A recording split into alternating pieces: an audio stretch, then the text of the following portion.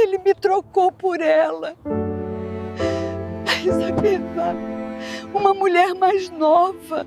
Você já imaginou dedicar 38 anos da sua vida a um casamento e ser descartada como lixo? Marta tinha 65 anos quando o marido a trocou por uma secretária de 32. Ele a humilhou, a deixou sem nada e ainda achou que ela morreria na miséria. Mas o que Rogério não esperava é que Deus estava preparando uma reviravolta que faria ele se ajoelhar de arrependimento. Fique até o final desta história, porque o que Marta encontrou em uma fazenda abandonada vai te deixar de queixo caído. E se você acredita que a justiça divina existe, deixe seu like agora e ative o sininho, porque essa história vai provar que ninguém zomba de Deus impunemente. Marta segurou a xícara de café com as duas mãos, tentando aquecer os dedos trêmulos. Não era frio. Era o peso de 38 anos desmoronando em uma única manhã de terça-feira. Aos 65 anos, ela nunca imaginou que estaria ali, sentada na mesa da cozinha que ela mesma escolhera há 25 anos, ouvindo seu marido dizer aquelas palavras com a frieza de quem cancela uma assinatura de revista. Marta, eu quero o divórcio. Já tomei minha decisão.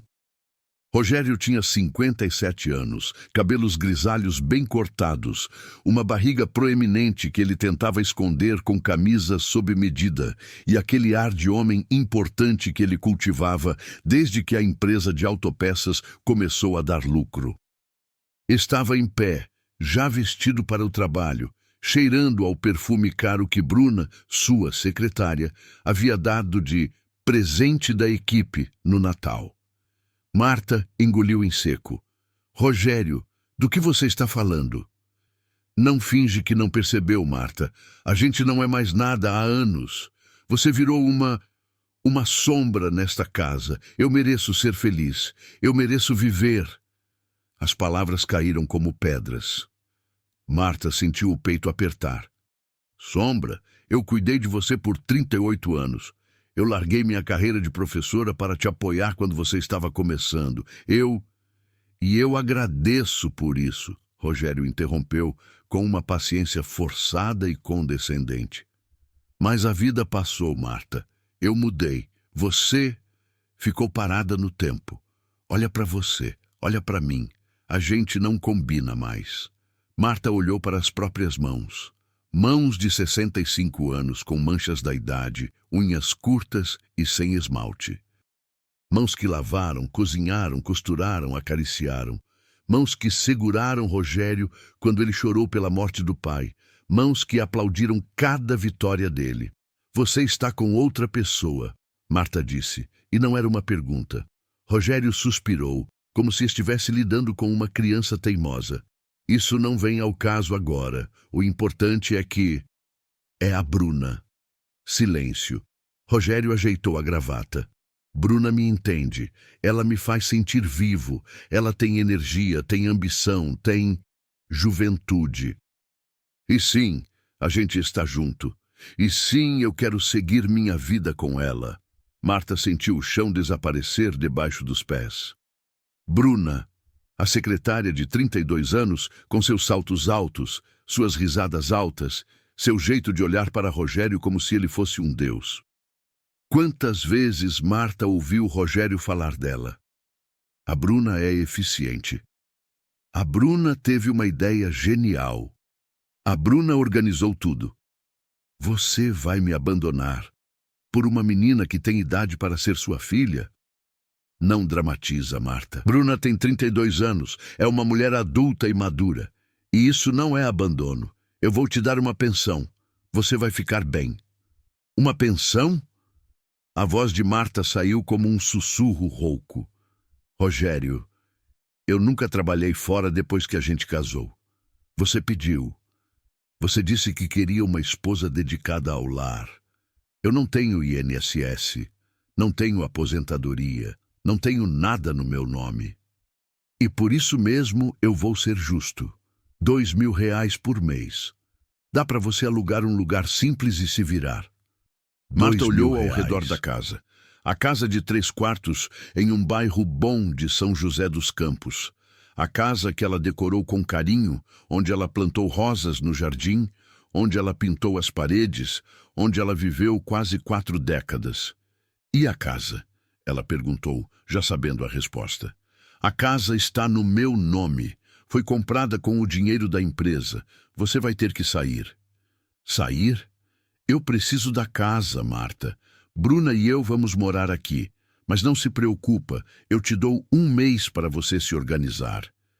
Acho que é tempo suficiente. 1 mês. 30 dias para desmontar 38 anos de vida. Marta levantou-se da cadeira, as pernas bambas. Rogério já estava pegando a pasta executiva, checando o relógio caro no pulso, presente que ela mesma deu no aniversário dele. Rogério, você realmente vai fazer isso? Você vai me jogar fora? Assim? Ele parou na porta, virou-se, e pela primeira vez, Marta viu algo que se parecia com constrangimento no rosto dele. Mas durou 1 segundo. Marta, isso é melhor para os dois. Você vai ver. Um dia você vai até me agradecer por ter tido coragem de terminar isso. E saiu. A porta fechou com um clique suave. Marta ficou ali, sozinha, no silêncio ensurdecedor da cozinha. O café esfriou na xícara, as paredes pareciam se fechar. Ela sentiu as pernas fraquejarem e se segurou no balcão. 38 anos, descartados em 10 minutos de conversa. Os dias seguintes foram um pesadelo em câmera lenta. Rogério contratou um advogado, um homem jovem, de terno cinza, que falava rápido e entregou a Marta uma pilha de papéis para assinar. Ele explicou, em um tom paciente demais, que Marta não tinha direito a patrimônio significativo, porque a empresa estava em nome de Rogério antes do casamento, e a casa também. A pensão de R$2.000 é uma generosidade do Sr. Rogério, o advogado disse, como se estivesse concedendo um favor. A senhora pode contestar, claro, mas um processo judicial vai demorar anos e custar caro. E sendo sincero, dona Marta, a senhora provavelmente não vai ganhar muito mais do que isso. Marta não tinha dinheiro para advogado, não tinha forças para brigar. Assinou tudo. Rogério mal aparecia em casa. Quando aparecia, era para pegar roupas ou documentos, sempre rápido, sempre evitando o olhar de Marta. Em uma dessas vezes, Bruna estava no carro esperando. Marta viu pela janela. A moça estava mexendo no celular, sorrindo despreocupada. As amigas de Marta, ou as que ela achava que eram amigas, sumiram. Algumas mandaram mensagens de apoio genéricas. Outras simplesmente desapareceram. No círculo social de São José dos Campos, separações assim eram tratadas como doenças contagiosas. E Marta, agora, era a coitada, a velha abandonada. Ninguém queria estar perto dessa energia. Ela tentou procurar emprego. Aos 65 anos, com décadas fora do mercado, sem graduação completa, tinha parado no 2º ano de pedagogia para casar, sem referências profissionais, as portas se fechavam antes mesmo de abrir. A senhora tem experiência em quê? Perguntavam. Eu fui dona de casa, Marta respondia, e via a expressão de piedade nos rostos dos entrevistadores. Com os R$2.000 de pensão, ela conseguiu alugar um quarto em uma pensão no bairro Campos dos Alemães, uma região simples e barulhenta. O quarto tinha 8 metros quadrados, uma cama de solteiro, um guarda-roupa empenado e um banheiro compartilhado no corredor. Cheirava a mofo e a comida requentada. Marta trouxe apenas 2 malas de roupas e algumas fotos. O resto, os móveis, os quadros, os enfeites que ela colecionou ao longo da vida, Rogério disse que ia descartar ou doar para o brechó. Na primeira noite no quartinho da pensão, Marta sentou-se na cama e chorou até não ter mais lágrimas. O barulho da televisão do vizinho vazava pela parede fina. Vozes discutiam no andar de cima. Uma moto acelerava na rua. Ela olhou para o espelho rachado pendurado na parede. Uma mulher velha, de cabelos brancos desgrenhados, olhos inchados, roupas amassadas, olhava de volta. Quem é você? Marta sussurrou para o reflexo. Não houve resposta. 3 meses se passaram como um borrão cinza. Marta vivia no automático. Acordava, comia pão com margarina, assistia programas de televisão sem prestar atenção, dormia. Os R$ 2.000 mal cobriam aluguel, alimentação e os remédios para a pressão alta que ela precisava tomar. Rogério nem ligava mais. A pensão caía na conta no dia certo, e só.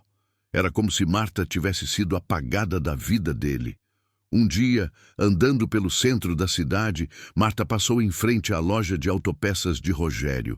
Ele estava na vitrine, rindo alto, com Bruna ao lado. Ela usava um vestido justo vermelho, cabelos loiros escovados, maquiagem impecável. Rogério tinha a mão na cintura dela, possessivo, orgulhoso. Marta se escondeu atrás de um poste e observou. Eles pareciam felizes. Ela pareceu invisível. Naquela noite, Marta pensou em desistir. Não de forma dramática, mas de uma maneira cansada, desgastada. Para que continuar? Ela não tinha propósito, não tinha família, não tinha futuro. Mas então, na manhã seguinte, algo aconteceu. A carta chegou por Sedex. O envelope era pardo, oficial, com o carimbo do cartório de Taubaté. Marta franziu a testa. Ela não conhecia ninguém em Taubaté. Abriu com dedos trêmulos. Prezada senhora Marta Ferreira dos Santos, informamos que a senhora foi identificada como herdeira legítima da falecida Sebastiana Ferreira Lopes, conforme inventário registrado sob o número 2847/2023. A herança consiste em um imóvel rural localizado na estrada vicinal dos Tropeiros, Claglombre 7, entre Taubaté e Pindamonhangaba. A propriedade encontra-se sem ocupação há mais de 25 anos. Para tomar posse do bem, a senhora deve comparecer a este cartório para assinar a documentação necessária. Alertamos que há débitos de IPTU no valor de R$ 3.800, que deverão ser quitados. Caso não haja interesse na herança, favor notificar este cartório em até 30 dias.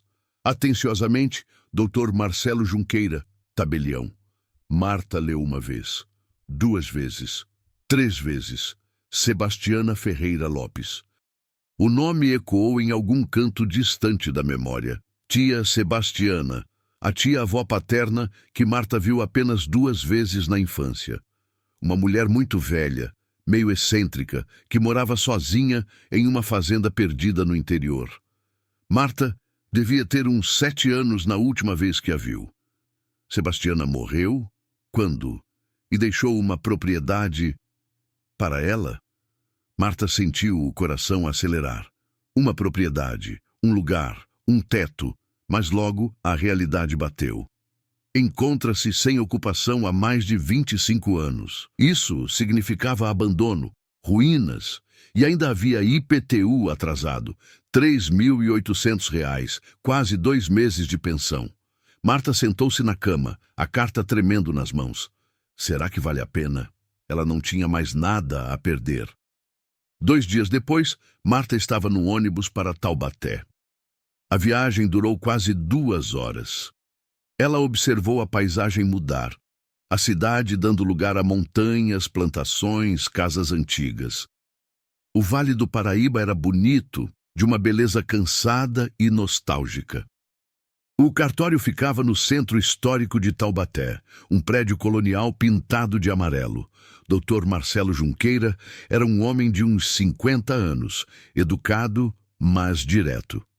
A senhora é Marta Ferreira dos Santos? Sim. Excelente. Vou explicar a situação. Ele abriu uma pasta. Dona Sebastiana Ferreira Lopes faleceu há 8 meses, aos 91 anos.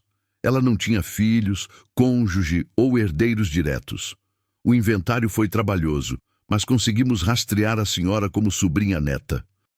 A propriedade é legalmente sua. Em que estado está a propriedade? Marta perguntou a voz hesitante. Dr. Marcelo fez uma expressão de quem escolhe as palavras com cuidado. Olha, vou ser sincero. A casa está em condições precárias. Dona Sebastiana parou de morar lá em 1998 e foi viver em uma casa de repouso aqui na cidade. A fazenda ficou abandonada, tem mato alto, infiltração, telhado com goteiras, não tem energia elétrica ativa. A água é de poço. Marta sentiu o estômago afundar. Mas Dr. Marcelo continuou. A propriedade em si é grande, são 12 hectares de terra. A localização é boa entre duas cidades. Se a senhora quiser, pode vender. Provavelmente vai conseguir uns 50, 60 mil reais. Ou pode tentar morar lá e reformar aos poucos. 50 mil reais. Era dinheiro. Mas não era recomeço, não era futuro. Marta pensou rápido. Se eu vender, o que eu faço com 50 mil? Aluguel e comida por quanto tempo? 2 anos, 3? E depois? Eu quero ficar com a propriedade, Marta disse, surpreendendo a si mesma. Dr. Marcelo ergueu as sobrancelhas. A senhora tem certeza? Vai ser difícil viver lá, não tem conforto nenhum. Eu tenho certeza. Ele assentiu. Então vamos precisar que a senhora quite o IPTU atrasado. São 3.800 reais. Posso parcelar em até 6 vezes no cartão, se ajudar. Marta não tinha cartão de crédito. Não tinha nada, mas tinha os 2.000 reais da pensão daquele mês e conseguiu emprestar 1.800 de uma ex-vizinha, que cobrou juros, claro. Ela pagou, assinou os papéis e pela primeira vez em meses, Marta Ferreira dos Santos era dona de algo. Dr. Marcelo ofereceu-se para levá-la até a propriedade. Fica no caminho da minha casa, ele disse, gentil. E, sinceramente, a senhora não deveria ir sozinha pela primeira vez. O lugar é meio isolado. Eles pegaram a estrada vicinal, uma rua de terra esburacada que serpenteava por entre morros cobertos de mata atlântica. Passaram por sítios, pequenas fazendas, chácaras com porteiras de madeira. No quilômetro 7, Dr. Marcelo parou em frente a um portão de ferro enferrujado, caído de lado entre o mato. É aqui, ele disse. Marta desceu do carro e ficou parada, olhando. A propriedade estava escondida atrás de uma parede de vegetação alta e densa. Bambus, cipós, árvores retorcidas. Um caminho de pedras antigas, quase invisível sob o capim, levava para o interior. Quer que eu entre com a senhora? Dr. Marcelo perguntou. Marta balançou a cabeça. Não, obrigada. Eu preciso fazer isso sozinha. Ele entregou a chave. Uma chave grande, pesada, antiga. Qualquer coisa me liga. Boa sorte, dona Marta. E partiu, deixando Marta sozinha na entrada da propriedade. Ela respirou fundo, apertou a alça da bolsa e começou a caminhar pelo caminho de pedras. O silêncio era profundo. Só o som dos pássaros, do vento nas folhas, dos próprios passos dela esmagando gravetos. Depois de uns 200 metros, a vegetação se abriu. E Marta viu a casa. Era uma construção antiga, de 2 andares, estilo colonial. Paredes de pau a pique brancas, ou que já foram brancas, janelas de madeira com vidros quebrados, varandão largo com colunas de madeira descascada. O telhado tinha buracos enormes, cobertos por lonas esfarrapadas. Parte da parede lateral tinha desmoronado, expondo vigas de madeira apodrecida. Ao lado da casa principal, havia uma construção menor, a antiga tulha de café, com portões de madeira caídos. Mais ao fundo, Marta viu os restos de uma capela minúscula, com telhado desabado. Mato crescia por toda parte. Árvores frutíferas selvagens, pés de café antigos retorcidos, sem poda há décadas. Era um lugar de fantasmas. Marta subiu os degraus da varanda. As tábuas rangeram ameaçadoramente sob seus pés. Colocou a chave na fechadura da porta principal. Girou.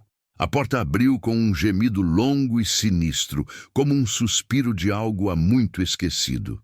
O cheiro que veio de dentro era de mofo, madeira podre, abandono. Pó dançava nos raios de sol que entravam pelos buracos do telhado. Marta entrou.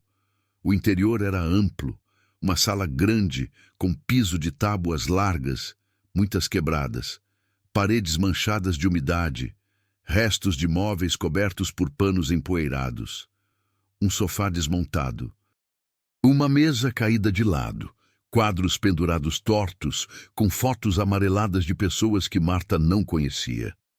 Ela caminhou devagar, os passos ecoando. Na cozinha havia um fogão a lenha antigo, panelas enferrujadas, prateleiras apodrecidas. Ratos tinham feito ninhos nos armários. No segundo andar, os quartos estavam ainda piores. Teto com goteiras enormes, colchões apodrecidos, roupas de cama transformadas em trapos. Marta voltou para a sala principal e sentou-se no chão de tábuas, encostada na parede. Olhou ao redor. Isso é meu. Essa ruína, essa solidão, esse abandono, isso sou eu. E pela segunda vez naquele dia, Marta chorou. Mas desta vez algo era diferente. Porque pela primeira vez em meses ela não chorava de desespero, ela chorava de raiva, raiva de Rogério, raiva de Bruna, raiva da vida, raiva de Deus, e raiva era combustível. Marta enxugou as lágrimas, levantou-se e olhou para a casa com olhos novos. Essa casa está em pé há mais de 100 anos, sobreviveu a chuvas, tempestades, abandono. Se ela sobreviveu, eu também vou sobreviver.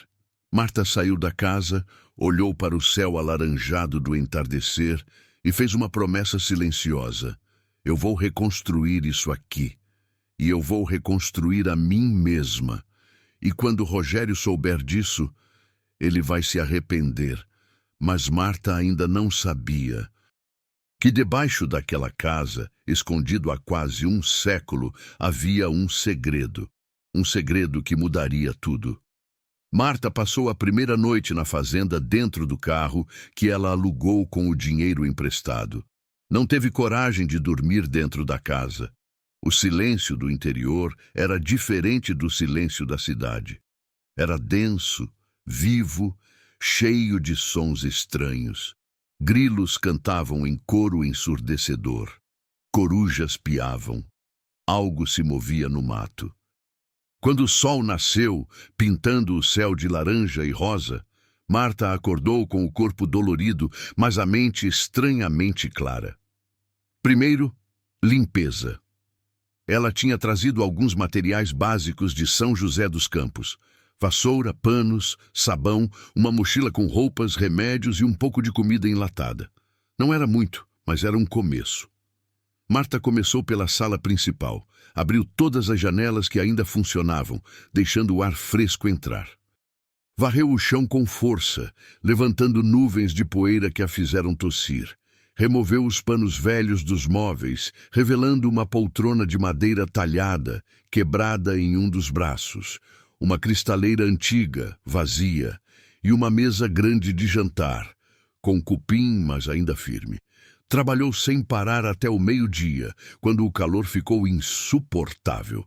Sentou-se na varanda, bebendo água morna de uma garrafa, e olhou para a imensidão da propriedade. 12 hectares. Ela nem sabia direito quanto era isso. Mas olhando dali parecia infinito. Mato, árvores, morros ao longe. Um silêncio quebrado apenas pelo canto dos pássaros. Era assustador, mas também era paz. No terceiro dia, enquanto limpava a cozinha, Marta encontrou algo estranho. Estava movendo um armário antigo para varrer atrás dele quando viu, escondido no vão entre o armário e a parede, um pote de vidro empoeirado. Dentro dele, enrolado em um pano oleado amarelado, havia algo metálico. Marta tirou o pote, limpou o vidro com a manga da blusa e desenroscou a tampa enferrujada. Era uma chave. Não uma chave moderna, mas uma chave antiga, pesada, de ferro forjado, com detalhes trabalhados. O tipo de chave que abria portas de século passado. Marta virou a chave nas mãos, sentindo o peso, a textura fria. Por que alguém esconderia uma chave aqui? Ela procurou pela casa inteira. Testou a chave em todas as portas, em todos os armários que ainda tinham fechaduras. Nada. A chave não abria nada, ou melhor, não abria nada que ela tinha encontrado ainda. Marta guardou a chave no bolso e continuou limpando, mas agora sua mente estava acesa. O que essa chave abre? Naquela noite, Marta dormiu dentro da casa pela primeira vez, em um colchonete que comprou em uma loja de construção em Taubaté. Escolheu um dos quartos do térreo que parecia mais firme, trancou a porta, não que a fechadura funcionasse direito, e deitou-se vestida, com uma lanterna ao lado. Por volta das 2 da manhã, ela acordou com um som. Crec, crec, crec. Passos. Alguém estava andando na varanda. Marta gelou. O coração disparou. Ela segurou a lanterna com as 2 mãos, mal respirando. Crec, crec. Os passos pararam em frente à porta do quarto dela. A maçaneta girou devagar. Marta abriu a boca para gritar, mas nenhum som saiu. A porta não abriu. Estava trancada, ou emperrada, mais provavelmente. Os passos se afastaram. Foram até a cozinha. Silêncio. Depois, o som de algo sendo arrastado, vidro quebrando. Marta reuniu coragem, levantou-se trêmula e acendeu a lanterna. Foi até a janela do quarto, espiou pelas frestas da madeira. Nada. Só escuridão e o vento balançando as árvores. Ela ficou acordada até o amanhecer, suando frio, segurando a lanterna como arma. Quando o sol nasceu, Marta saiu do quarto com cuidado. Na cozinha, um dos vidros da janela estava quebrado. E no chão, marcas de botas lamacentas. Alguém tinha tentado entrar. Na manhã seguinte, Marta foi até a cidade mais próxima, Pindamonhangaba, e comprou um cadeado reforçado para a porta principal. Também conversou com um policial na delegacia. Moça, aquela região é meio isolada, o policial disse, um homem de meia idade com barriga proeminente. Tem uns vagabundos que ficam rondando propriedades abandonadas, tentando roubar telha, madeira, essas coisas. Se a senhora vai morar lá sozinha, é bom ter cuidado. Não existe patrulhamento? Existe, mas é rural. A gente passa uma vez por semana, quando passa. Se quiser, posso anotar seu endereço e pedir para os rapazes darem uma olhada quando passarem por lá. Não era muito, mas era melhor que nada. Marta voltou para a fazenda com o cadeado, mantimentos e uma sensação crescente de que ela não estava sozinha ali. Alguém sabe dessa propriedade. Alguém está de olho. No 5º dia, enquanto explorava a tulha de café, o antigo depósito de grãos, Marta fez outra descoberta. A tulha era uma construção grande, com telhado altíssimo e portões largos. Dentro havia sacos de café podres, ferramentas enferrujadas, uma carroça de madeira desmontada. No canto mais escuro do galpão, coberto por lona rasgada, havia um baú. Um baú de madeira escura, com fechaduras de metal enferrujadas. Marta sentiu o coração acelerar. Aproximou-se devagar, como se o baú fosse explodir. Tentou abrir. Estava trancado. E então ela lembrou. A chave. Correu até a casa, pegou a chave de ferro que tinha encontrado no pote e voltou correndo para a tulha.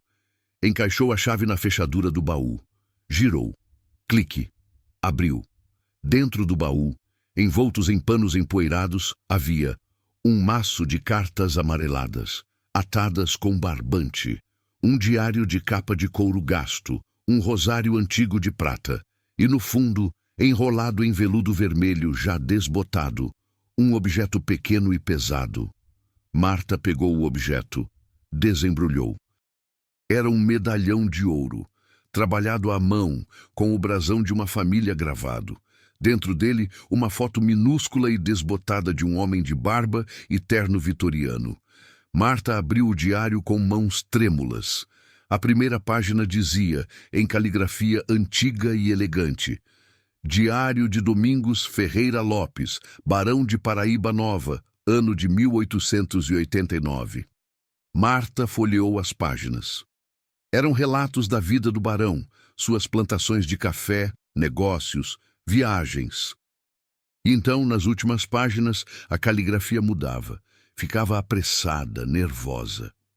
15 de julho de 1932. As notícias da Revolução chegam cada dia mais próximas. Dizem que os revolucionários estão saqueando fazendas, confiscando fortunas para financiar a guerra. Não confio nos bancos, não confio em ninguém. Decidi proteger o que é meu, o que é de minha família. Escondi tudo no lugar mais sagrado da propriedade, o lugar onde nenhum ladrão ousaria profanar. Que Deus proteja meu segredo. Que meus filhos, se eu não sobreviver, encontrem o que deixei para eles. Onde a terra encontra a pedra, a fortuna repousa. Que São Sebastião guarde nosso tesouro. Marta leu a passagem 3 vezes, o coração batendo descompassado. Onde a terra encontra a pedra. Que São Sebastião guarde. São Sebastião, a capela. Marta levantou-se de um salto, o diário ainda nas mãos, e correu para fora da tulha. A capela ficava a uns 300 metros da casa principal, escondida entre árvores. Marta nunca tinha prestado muita atenção nela. Era apenas uma ruína, com telhado desabado e paredes cobertas de era. Mas agora, ela olhava para a capela com novos olhos. A construção era pequena, não maior que um quarto. Paredes de pedra, porta de madeira caída no chão. Dentro havia um altar de pedra rachado, restos de bancos de madeira e vidros coloridos quebrados pelo chão. Onde a terra encontra a pedra. Marta entrou na capela, pisando com cuidado nos escombros. O chão era de terra batida, coberto por folhas secas e raízes que tinham invadido pelas rachaduras. Ela começou a vasculhar. Moveu pedras do altar. Procurou rachaduras nas paredes. Cavou com as próprias mãos ao redor da base de pedra. Nada. Suada, frustrada, Marta sentou-se em um dos bancos quebrados e olhou ao redor, tentando pensar. Onde a terra encontra a pedra? Ela olhou para baixo. O chão de terra. E então olhou para a base do altar, feita de pedras grandes, empilhadas. A fundação. Marta levantou-se, pegou uma barra de ferro enferrujada que estava caída no canto e começou a cutucar as pedras da base do altar. Uma delas estava solta. Ela forçou. A pedra se moveu, rangendo. Marta puxou com força e a pedra saiu, revelando um buraco escuro na fundação.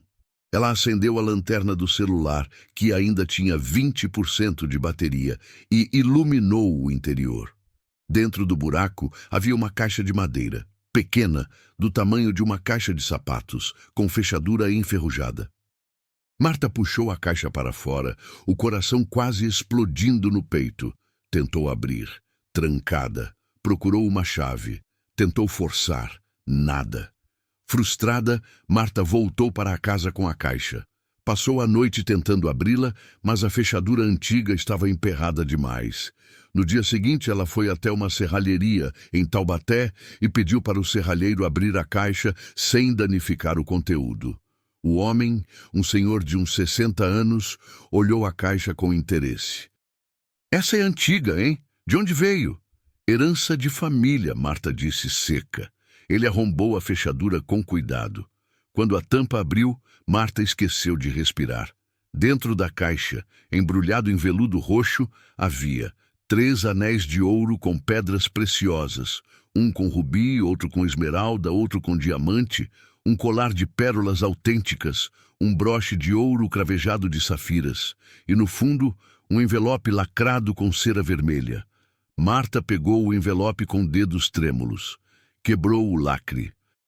Dentro havia um papel dobrado e um pequeno mapa desenhado à mão. O papel dizia: para quem encontrar este esconderijo, parabéns por sua persistência. Mas este é apenas o começo. As joias aqui são um presente de meu avô, o Barão Domingos. Mas a verdadeira fortuna ainda está escondida. Siga o mapa. Onde os caminhos se cruzam sob a terra, a riqueza dorme. Com fé, Sebastiana Ferreira Lopes, 1997. Marta olhou para o mapa. Era um desenho simples da propriedade, com a casa, a tulha, a capela marcadas. E no centro, entre a casa e a tulha, havia um X marcado com a anotação: porão, entrada escondida atrás da lareira. Porão? Marta não sabia que a casa tinha porão. E a adrenalina voltou, mais forte que nunca. Mas antes que ela pudesse correr de volta para a fazenda, algo aconteceu. Quando Marta estacionou o carro na entrada da propriedade, ela viu que o portão de ferro, que ela tinha consertado e fechado, estava aberto. E havia um carro estacionado em frente à casa, um SUV preto, caro. Um homem estava parado na varanda, alto, uns 50 anos, terno social mesmo no calor, óculos escuros. Ao lado dele, 2 homens mais jovens com cara de seguranças. Marta desceu do carro, o estômago apertado. Posso ajudar? O homem se virou e sorriu. Um sorriso de tubarão. Dona Marta, imagino. Meu nome é Jair Moreira. Sou dono das terras aqui do lado. Ele apontou vagamente para o leste. Seja bem-vinda à região.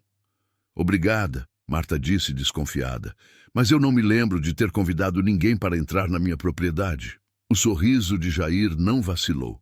Ah, desculpe a invasão. É que eu soube que a senhora herdou esse terreno da falecida dona Sebastiana. Eu a conhecia bem. Tentei comprar essa terra dela por anos, mas a velha era teimosa. Ele riu como se fosse uma piada. Mas agora que a senhora é a nova dona, pensei em fazer uma proposta. Não estou interessado em vender. A senhora nem ouviu minha oferta. Não preciso. Essa terra é minha. O sorriso de Jair finalmente sumiu. Ele tirou os óculos escuros, revelando olhos frios calculistas. Dona Marta, vou ser direto. Esse lugar aqui não tem futuro. Está caindo aos pedaços. A senhora não tem dinheiro para reformar. Não tem experiência em lidar com propriedade rural. Vai acabar desistindo e perdendo tudo. Eu estou fazendo um favor oferecendo R$60 mil à vista. Dinheiro na mão, sem burocracia. Eu disse que não estou interessada. Jair deu um passo à frente.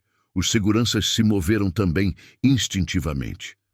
A senhora está sendo teimosa, igual a velha Sebastiana. E olha onde isso levou ela.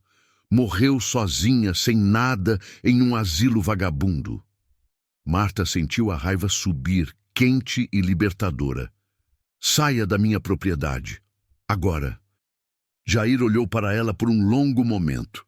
Então colocou os óculos de volta e sorriu novamente. Mas agora o sorriso era ameaçador.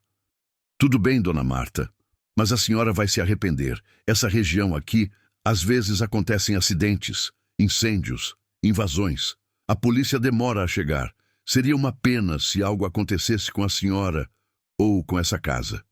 E virou-se, fazendo sinal para os seguranças o seguirem. Eles entraram no SUV e partiram, levantando uma nuvem de poeira. Marta ficou parada na varanda, tremendo. Não de medo, mas de raiva pura. Esse homem sabe de alguma coisa. Ele quer essa terra. E não é por causa do terreno. Ele sabe do tesouro. E Marta percebeu, com clareza cortante, que ela estava em perigo. Mas ela não ia desistir. Não agora. Não quando estava tão perto. Marta não dormiu naquela noite. Ficou acordada, sentada na sala com todas as luzes acesas, as poucas que funcionavam. Uma faca de cozinha ao lado, ouvindo cada som da fazenda. Por volta das 3 da manhã, ouviu motores ao longe. Faróis iluminaram brevemente as janelas. Um carro passou devagar pela estrada vicinal, reduziu a velocidade em frente ao portão da propriedade e depois seguiu em frente. Eles estavam vigiando. Quando o sol nasceu, Marta estava exausta, mas determinada. Eu preciso encontrar o que está no porão. Agora. Ela correu para a sala principal e examinou a lareira antiga. Uma estrutura grande de pedra e tijolo, já sem uso há décadas. A abertura estava entulhada com cinzas antigas, galhos secos e ninhos de pássaros. Marta começou a limpar, tirando tudo com as mãos. Seus dedos ficaram pretos de fuligem. Ela tossiu com a poeira que subia. No fundo da lareira, onde deveria haver apenas a parede de tijolos, Marta notou algo estranho. Um dos tijolos estava ligeiramente saliente, com argamassa diferente. Ela pegou uma faca e começou a raspar. O tijolo estava solto. Ela o puxou.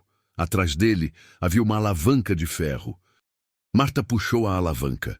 Algo rangeu profundo e pesado, como um mecanismo antigo despertando, e então, ao lado da lareira, uma seção inteira da parede, disfarçada perfeitamente, se abriu devagar, revelando uma escada de pedra descendo para a escuridão. O porão. Marta pegou a lanterna, respirou fundo e desceu. A escada era íngreme e úmida. As paredes eram de pedra bruta. O ar cheirava a terra molhada e abandono. Quando chegou ao final da escada, Marta se viu em um cômodo subterrâneo de teto baixo, do tamanho de uma garagem pequena. As paredes eram de pedra e tijolo.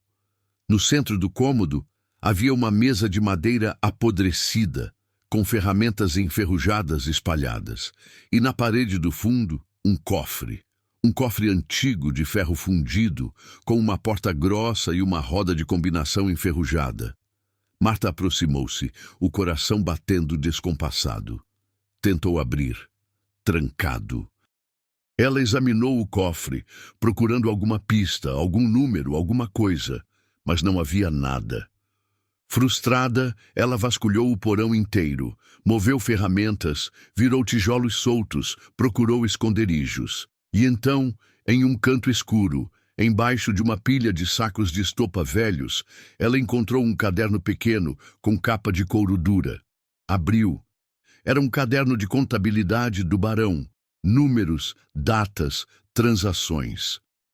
Mas na última página, escrito à mão em uma caligrafia trêmula, claramente feita às pressas, havia uma sequência: 18, 89, 32. E abaixo: que Deus perdoe meus pecados, que meus filhos usem esta fortuna com sabedoria. Marta correu de volta para o cofre, girou a roda de combinação. 18, 89, 32, clique. A porta do cofre se abriu com um gemido metálico.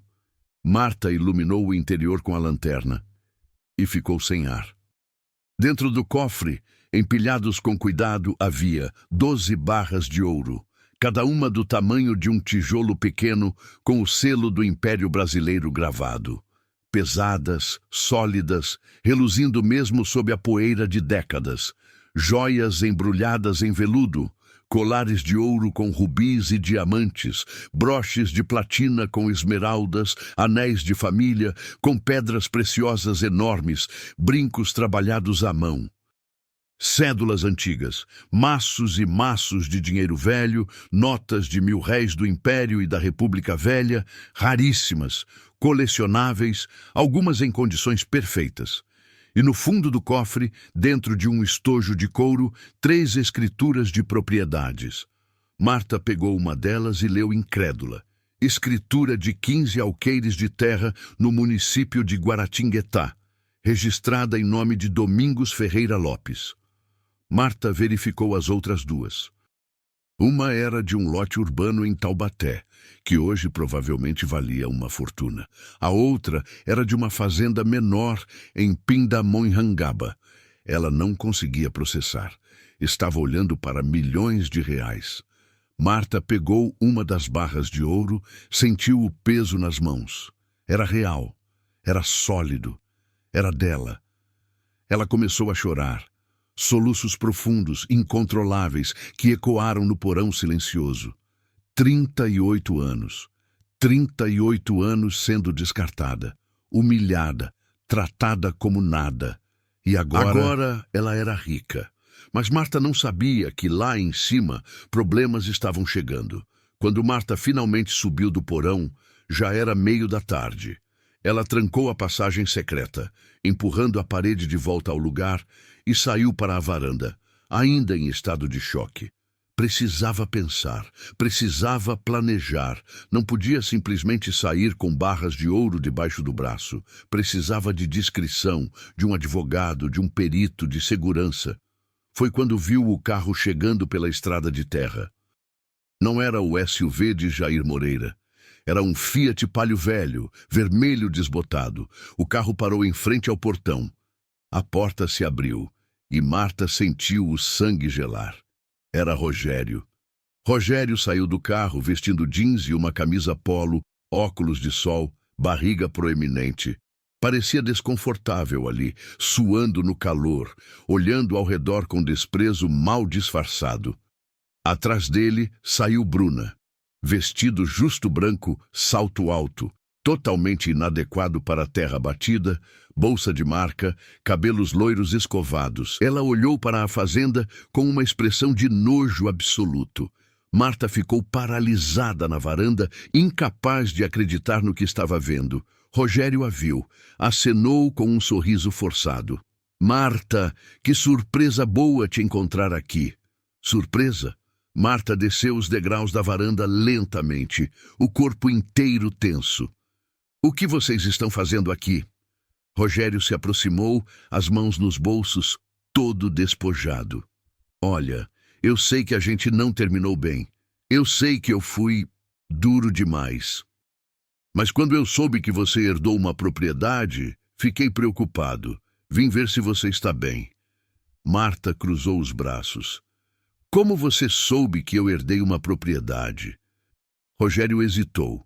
Bruna se aproximou, colocando a mão no braço dele de forma possessiva. Amor, conta logo para ela. Contar o quê? Marta perguntou, a voz fria. Rogério suspirou. Olha, eu fiquei com remorso, tá? Fiquei pensando em você. Liguei para algumas pessoas, tentei te encontrar. E aí um conhecido meu que trabalha em cartório me disse que você tinha herdado essa fazenda. Fiquei preocupado, Marta. Você sozinha aqui, sem estrutura, sem dinheiro. Então você veio aqui por preocupação. Exatamente.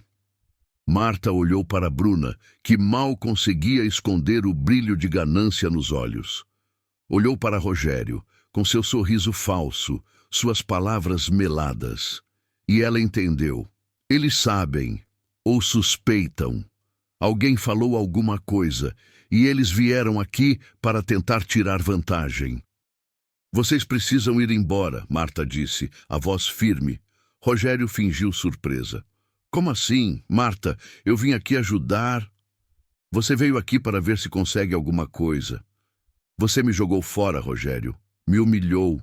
Me deixou sem nada. E agora, de repente, está preocupado? Marta deu um passo à frente. Eu não sou mais a mulher idiota que você enganou por 38 anos. Saiam da minha propriedade. Bruna bufou. Rogério, eu falei que era perda de tempo vir aqui. Vamos embora. Mas Rogério não se moveu. Ele tirou os óculos escuros e havia algo de perigoso em seus olhos. Marta, vamos ser razoáveis.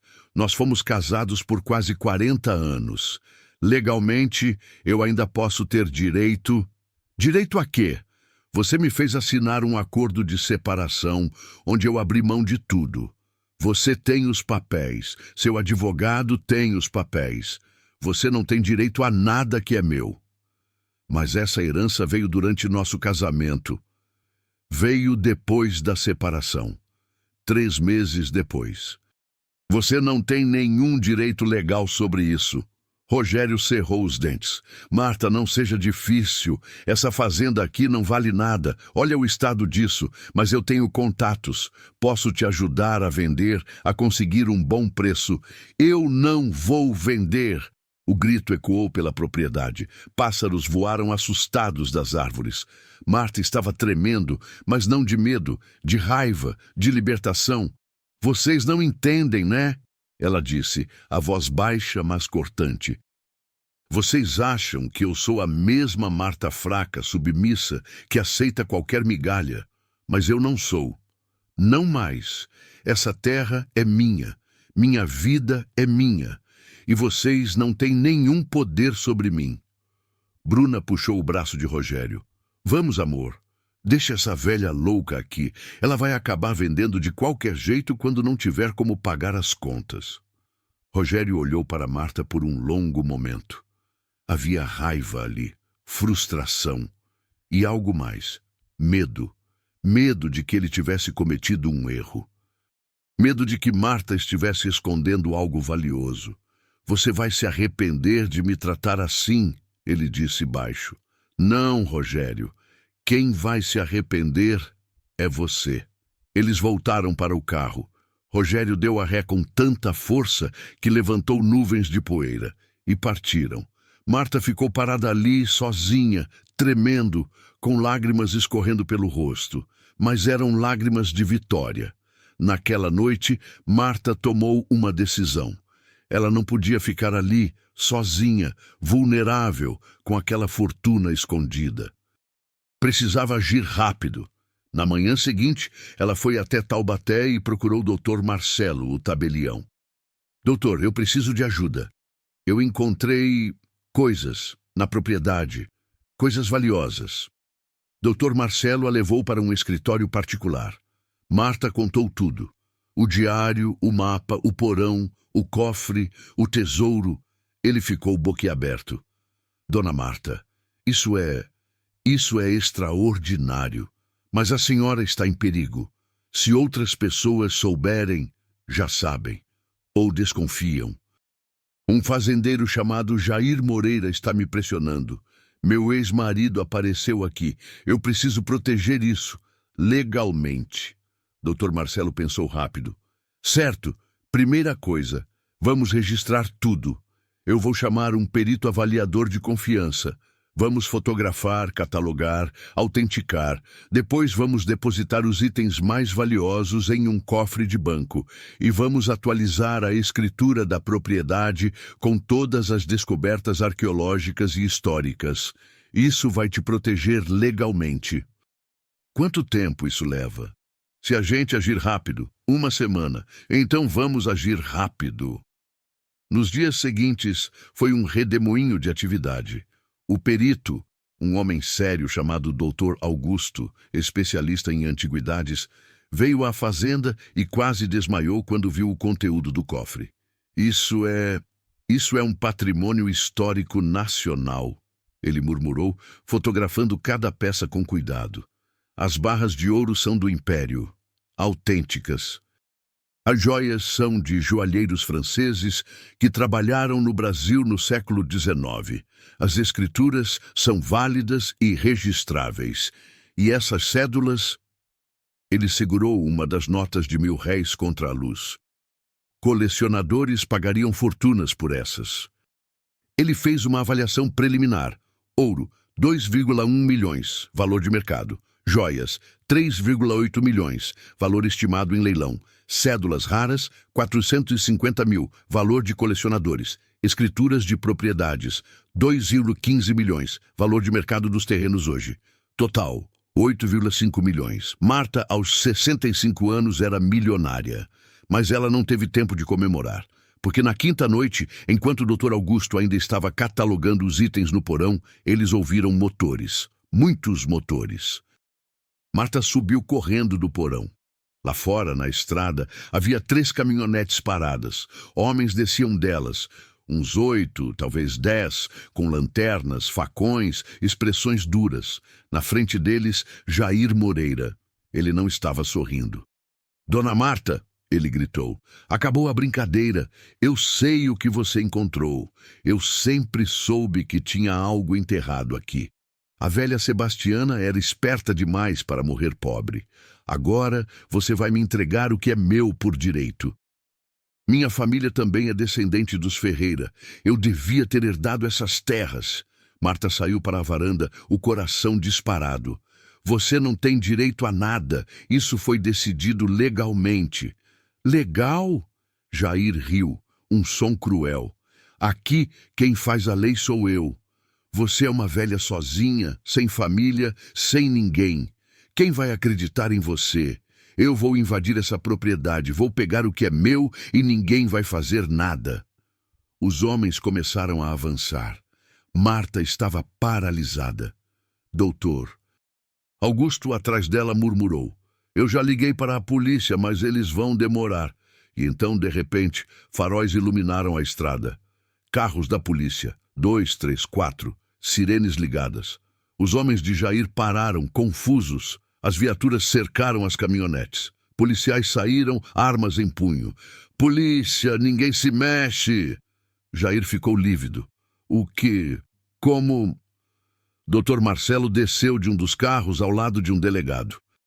Senhor Jair Moreira, o senhor está sendo preso por invasão de propriedade, ameaça, coação e tentativa de roubo. Os senhores que estão com ele também. Os homens foram algemados, um por um. Jair gritava, ameaçava processar todo mundo, dizia que conhecia gente importante, mas foi levado. Marta desabou no chão da varanda, soluçando de alívio. Dr. Marcelo se aproximou, colocou uma mão gentil em seu ombro. Está tudo bem agora, dona Marta. A senhora está segura. E pela primeira vez em meses, Marta realmente acreditou nisso. 6 meses depois, a Fazenda Paraíba Nova, como Marta batizou oficialmente a propriedade, estava irreconhecível. A Casa Grande tinha sido restaurada por uma equipe especializada em patrimônio histórico. As paredes foram repintadas de branco imaculado. O telhado completamente refeito com telhas coloniais autênticas. As janelas restauradas com vidros originais. A varanda reconstruída com madeira de lei. Por dentro, a casa era um equilíbrio perfeito entre história e conforto. Móveis de época restaurados conviviam com eletrodomésticos modernos. O piso de tábuas largas foi lixado e envernizado, brilhando como novo. As paredes foram decoradas com quadros emoldurados, fotos antigas do Barão Domingos e sua família, retratos de Dona Sebastiana, documentos históricos sob vidro. A Tulha de Café foi transformada no Museu do Café do Vale do Paraíba, um espaço cultural que contava a história da região, do ciclo do café, da família Ferreira Lopes. Havia exposições interativas, fotos antigas, ferramentas de época e até uma réplica do cofre onde o tesouro foi encontrado. O museu atraía turistas, escolas, pesquisadores. Gerava empregos para guias locais, seguranças, equipe de limpeza. A Capela de São Sebastião foi reconstruída com a ajuda da diocese local. Pequena, singela, bonita. Todo domingo havia missa para a comunidade rural da região. Marta nunca faltava. E nos fundos da propriedade, ocupando 3 hectares de terra, havia o projeto que Marta mais amava, Instituto Recomeço, acolhimento para mulheres em situação de vulnerabilidade.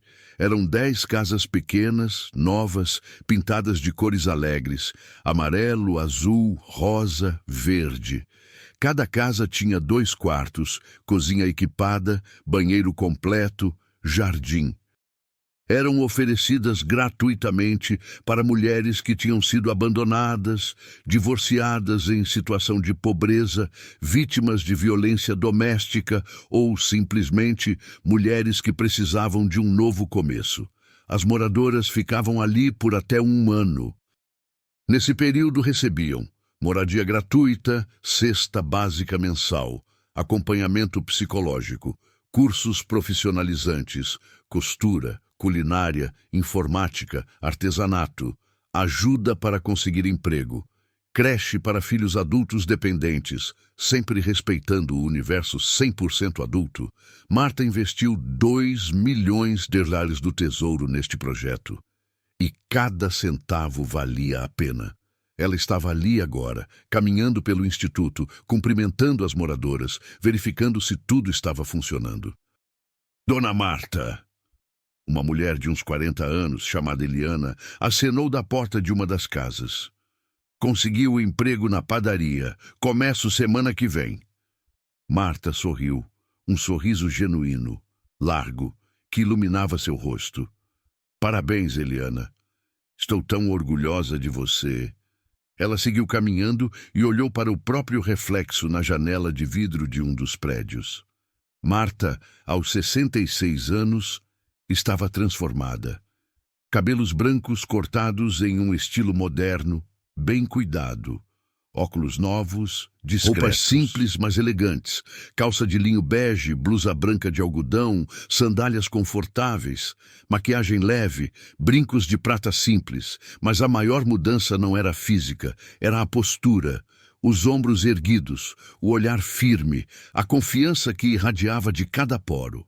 Marta não era mais a mulher invisível. Ela era Marta Ferreira dos Santos, empresária social, filantropa, proprietária de um patrimônio histórico e referência regional. A notícia da Fazenda do Tesouro, como a imprensa local chamava, tinha se espalhado. Jornais, revistas, programas de TV vieram fazer reportagens. Marta deu entrevistas, sempre elegante, sempre focada não na riqueza, mas no legado. Isso não é sobre mim ficar rica, ela disse em uma das entrevistas. É sobre honrar a memória do Barão Domingos, de Dona Sebastiana, e usar essa providência divina para ajudar outras mulheres que, como eu, foram esquecidas. O Instituto Recomeço virou modelo. Outras cidades começaram a copiar a ideia. Marta foi convidada para palestras motivacionais. Ela, que aos 65 anos estava dormindo em um quartinho de pensão, agora subia em palcos para inspirar centenas de pessoas. E o mais incrível, ela amava cada minuto. Mas claro, nem tudo eram flores. Rogério tentou entrar com um processo judicial, alegando direito à herança. O advogado dele argumentou que, como o casamento durou tantos anos, ele tinha direito a uma parte da sorte da ex-esposa. O processo não durou 2 semanas.